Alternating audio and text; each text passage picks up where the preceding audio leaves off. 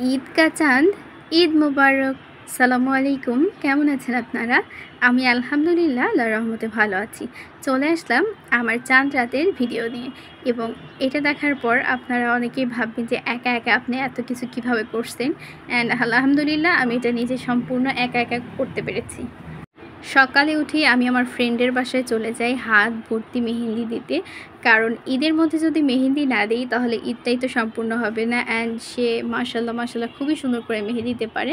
আর আমি এখানে মেহেন্দি দিয়েছি মেহেন্দি বাই মিমি থেকে। ওনাদের মেহেন্দিটা অনেক ভালো বলতে গেলে, কারণ হচ্ছে ওনাদের যে ইনস্ট্রাকশন ছিল যে মেহেন্দি দেওয়ার পর হাতে পানি লাগানো যাবে না, বাট আমি মানে সবসময় পানি ব্যবহার করেছি। তারপরে আমার মেহেদির কালার মাশাল্লাহ অর্গানিক মেহেদি হিসেবে অনেক ভালো এসেছে।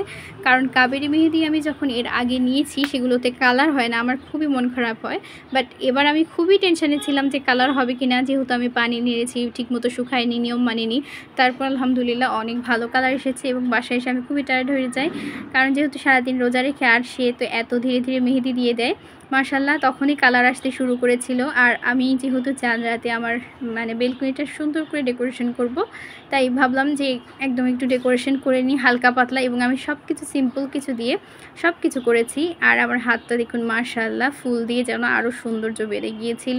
আর আমার গাছের এই গাঁদা ফুল এবছরের শেষ গাঁদা ফুল ছিল, এগুলোকে নিয়ে ভাবলাম যে একটু ডেকোরেশন করি, কারণ এবছর আমি কোনোই ফুল ছিঁড়িনি। এখানে একটু প্লেটটা ডেকোরেশন করে নিয়েছিলাম, কারণ এখানে মেহেদি রাখবো। আর আম্মু আমাকে একটু বাহির থেকেও একটা মেহেদি কিনে নিয়ে এসে দিয়েছিল। আর এখানে আমি হচ্ছে যে মেহেদি বাই মিমি ওনাদের মেহেদি দুইটা নিয়েছিলাম, কিন্তু একটা বের করে নিয়ে একটা প্রায় শেষ। লাইটিং দিয়েও একটু ডেকোরেশন করেছি, কিন্তু এটা হচ্ছে একদম আজানের সময় ইফতার করেছি। শেষ ইফতার ছিল আলহামদুলিল্লাহ, অনেক তাড়াহুড়ার মাঝে ইফতার করেছি, কারণ বাসায় অনেক কাজ ছিল।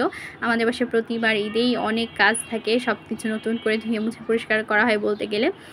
ঈদের জন্য আমি একটা কেকও অর্ডার করেছিলাম, অ্যান্ড কেক অ্যান্ড বেক এই পেজ থেকে সিংড়া যারা আছেন আপনারা চাইলে এখান থেকে কেক অর্ডার করতে পারেন। অনেক মজার কেক, কারণ এখানে সিংড়াতে এত ভালো কেক আর কেউ দেয় কিনা আমি জানি না। আমার তো অন্য কোনো পেজ বা কোথাও থেকে আমি কেক খাই না, এনাদের পেস্ট্রি কেক বা এই কেকগুলোই ভালো হয় মোটামুটি।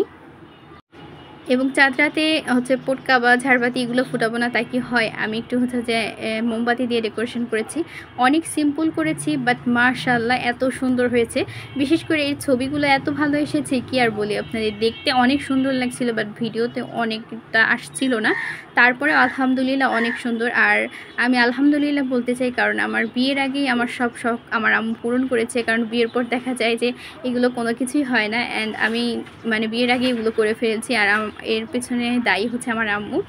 আর শুকরিয়া আদায় করতে চাই সব কিছুর জন্য। এবং যাত্রাটা অনেক ভালো কেটেছে। তারপর অনেকে মিস করছিলাম বাসায় একা একা আমি, কারণ আমি আম্মু আমার নানু এই মিলে আর আমার খালামুনি মিলে ঈদ করা, এবং কেকটা কেটে নিয়েছিলাম, লাস্টে ঝাড়বাতি ফুটিয়ে নিয়েছি।